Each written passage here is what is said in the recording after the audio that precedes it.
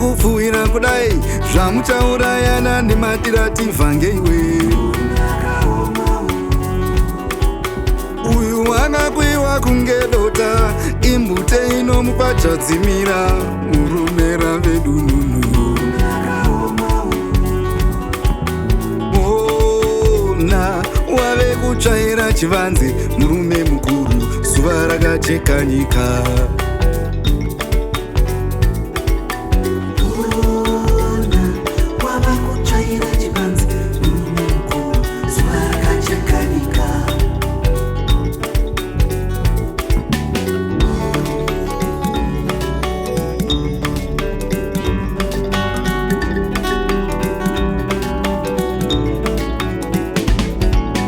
Shoko jene rinotaura rudo rune moyo murefu uye munyoro, rudo haruna gudo. Munhu zvaave dununu unge unenge wakawanza chiyero, wakapakura nefoshoro. Ona wave kutsvaira chivanze murume mukuru, zuva rakacheka nyika.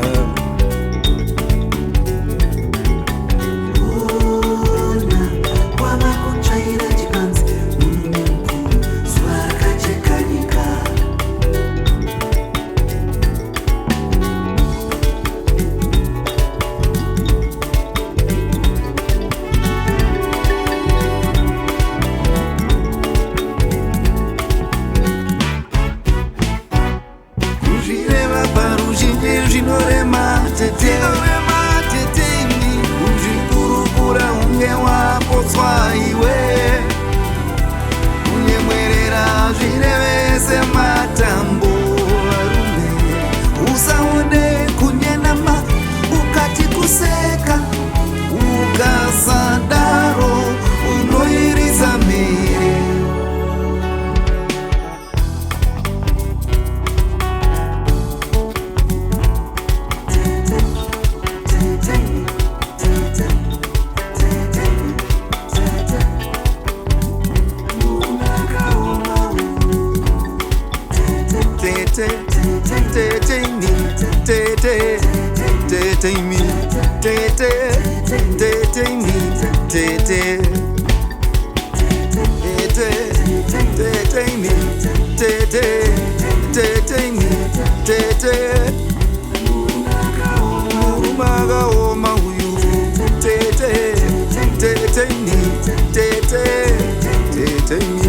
Tete